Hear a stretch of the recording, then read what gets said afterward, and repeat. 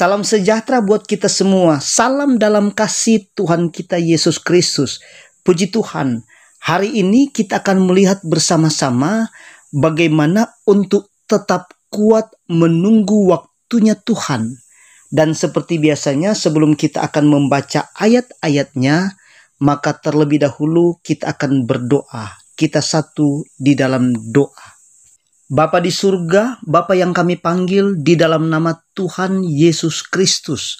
Engkau Tuhan kami, Juru Selamat kami, hari ini hamba-Mu dan kami semua yang setia mengikuti channel YouTube ini sangat bersyukur dan berterima kasih di mana atas penyertaan-Mu, atas perlindungan-Mu kami semua ada sebagaimana kami ada. Sehat selalu dan diberkati semua karena Tuhan. Dan hari ini hari yang sangat berbahagia, kami akan membaca, mendengarkan dan merenungkan firman Tuhan. Untuk itu urapilah hamba-Mu yang terbatas ini dengan kuasa Roh Kudus, dan urapilah kami semua agar saat kami akan belajar bersama-sama lewat firman Tuhan, kami pun akan mengerti dan memahami isi hati-Mu, kehendak Tuhan, supaya kami pun akan menjadi berkat bagi banyak orang.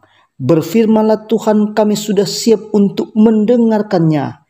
Di dalam nama Tuhan Yesus Kristus kami sudah berdoa dan bersyukur kepadamu. Haleluya.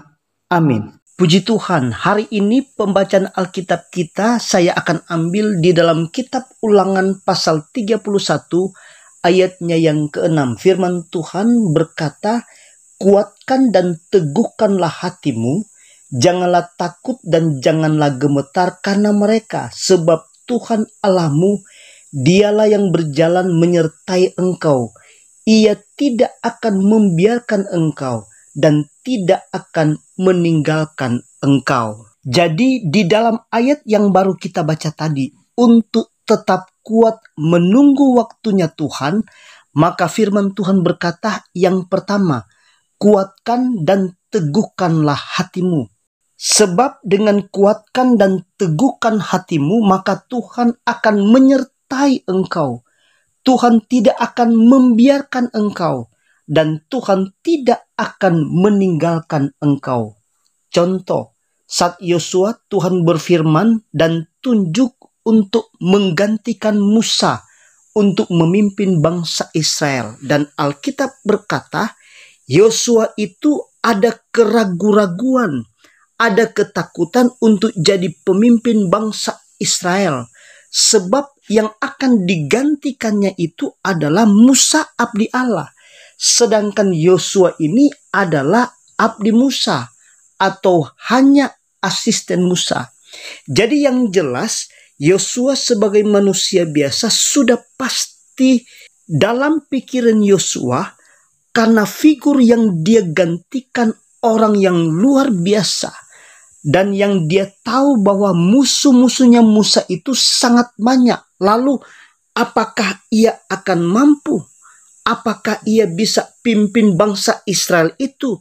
Sebab Musa saja yang hebat itu masih dilawan oleh bangsa Israel. Masih kena caci maki. Mereka masih bersungut-sungut dan menyalahkan Musa.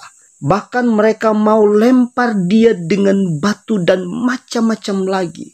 Jadi faktor-faktor ini tentu membuat Yosua takut. Membuat Yosua ini ragu-ragu. Membuat Yosua pasti sangat tertekan. Sanggupkah saya memegang jabatan ini? Sanggupkah saya memegang tugas ini, tanggung jawab ini? Sehingga kalau kita akan baca dalam Yosua pasal 1 ayatnya yang ke-6.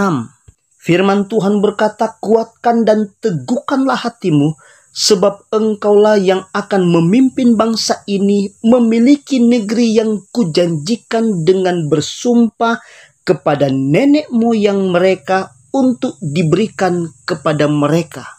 Kemudian ayatnya yang ke-7. Hanya kuatkan dan teguhkanlah hatimu dengan sungguh-sungguh. Bertindaklah hati-hati sesuai dengan seluruh hukum yang telah diperintahkan kepadamu oleh hambaku Musa. Janganlah menyimpang ke kanan atau ke kiri, supaya engkau beruntung kemanapun engkau pergi. Di ayatnya yang ketujuh ini ternyata diulangi kalimat kuatkan dan teguhkanlah hatimu. Lalu Tuhan ulangi lagi kalimat tersebut pada ayatnya yang ke-9. Kita akan baca. Bukankah telah kuperintahkan kepadamu, kuatkan dan teguhkanlah hatimu?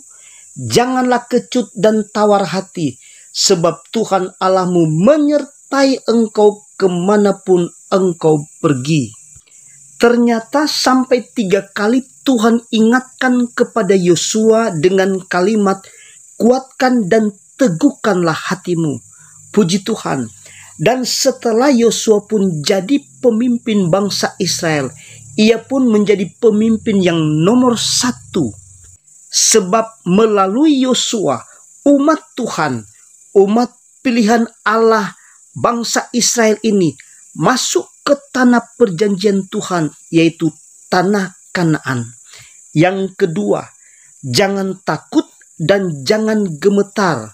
Contoh, yang pertama, Daud saat berhadapan dengan Goliat, yang notabene Alkitab katakan lawan daripada Daud ini tidak seimbang.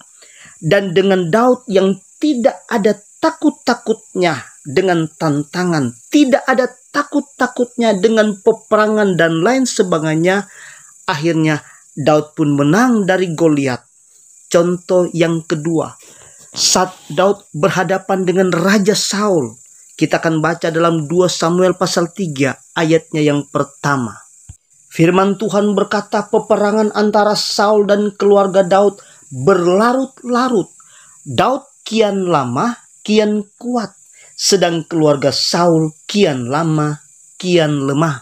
Daud alami peperangan yang berlarut-larut. Masalah, pergumulan yang berlarut-larut. Tetapi Daud ini tidak ada takut-takutnya dengan peperangan, dengan masalah apapun. Sehingga Alkitab berkata, Daud kian lama, kian kuat. Akhirnya, tetaplah kuat untuk menunggu waktunya Tuhan. Demikianlah firman Tuhan. Tuhan Yesus memberkati kita semua. Haleluya. Amin.